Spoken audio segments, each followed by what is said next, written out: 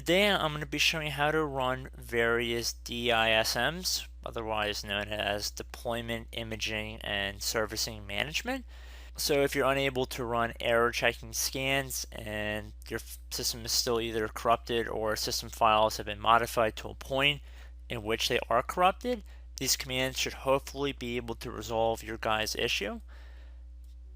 So this could either be done through the command prompt or PowerShell with slight modifications, of course. I will be going through the command prompt because I think that's what most people are more comfortable with.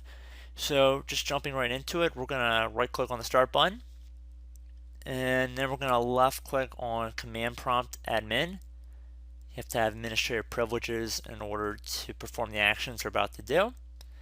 So you want to left click on yes. So when we run this cleanup image tool, it will actually save some log files to the system. So before I even do any of that, I will have the path to the logs in the description of this video. So anyway, once we have the command prompt open, I'm going to run the first tool within the DISM package, which would be the check health command, which will help determine if an image has been flagged as corrupted or whether or not the corruption can be repaired. This is usually a preliminary scan or check. It's not actually going to fix anything, but it's a good first step to try. So I've already pasted the commands I'm going to be using in this tutorial on a notepad file. So I'm just going to actually paste it in. I will have it on the screen of this video while it's running, as well as in the description of this video. So just to speed up the video a little bit. So I'm going to hit enter on the keyboard. It should be pretty quick. This will probably be the quickest of the 3 scans we're going to run here today.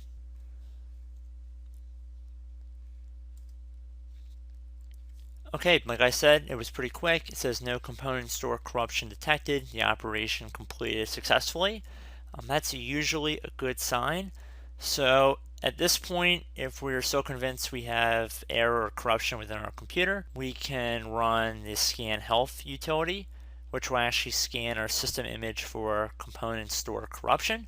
So again, this won't actually fix any corruption, but it will store any issues it might have detected into the log file. Again, the log file's paths will be in the description of this video. So let me just paste this thing in.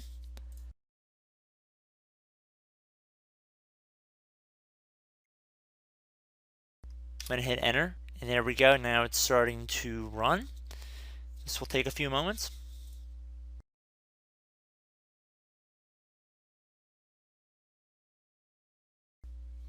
I typically find this does take a few minutes. So once this is done, I will be right back. Back on the video pretty quickly. I just want to let you guys know it might be stuck at the 20% mark for a little bit, so don't be concerned that it's not running. Do not close out of the command prompt at this point. Just keep it open. It'll just hang at 20% for a little bit. So again, once this is done, I will be right back. Hello everyone, I'm back. So I accidentally started running the next scan and I thought the recording was on, which it was not. So basically it said it was 100% complete, and at that point we are ready to go run a restore health scan. This will actually scan your image for specific store corruption, and it should automatically repair operations and record the corruption that it finds into the log file I mentioned earlier. So I have that right here. And I'm going to paste it in, and it should be also rolling on the screen as well as in the description of this video when I'm typing in right here. I'm going to hit enter again. Now this will take another 15 to 20 minutes like the previous scan, and it will hang around 20% complete. So just give it some time and just let it run. And then after this, I do have one other thing. If all else fails, we will explore that option once the scan is complete, and I will be right back. The Restore Health did finish scanning. It does automatically record the corruption, if there is any, to the log file. And like I said earlier, it did take about 20 minutes to run. So once you're done doing that, hopefully your issue has been resolved. However, there are still further steps we could go with this in order to resolve your issue. But at that point, it would be kind of complex, and for most people it would be easier just to restore your computer if you had a system image, or if you had some way to back it up, or a USB flash drive with Windows 10 on it, I would recommend almost at that point just to restore back to an earlier version of Windows, then try and play around with this, because it definitely will not be very straightforward. So I'm going to end the review here on that note. You can refer to the log files if you have further issues and if you wanted to share them with anybody online or anybody who would be more knowledgeable in order to help resolve that issue for you.